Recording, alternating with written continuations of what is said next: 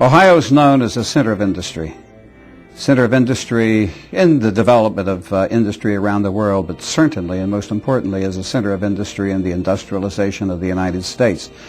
Primarily from the immediately after the Civil War through the century after that into the 1960s, after which there was something of a decline. But it's remembered this way.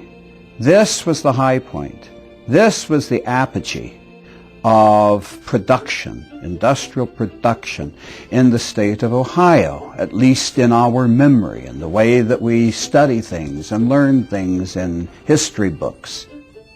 One of the interesting things is that captains of industry, many of the captains of industry in Ohio came from outside Ohio, came from outside the Midwest. They came here because this was a bustling place, had great potential, was a center of transit in the development of the United States, and so this was a place that they wanted to be. And they flourished here, and the state flourished as well. This was the center of the development of transportation, the transportation revolution, essentially in the world.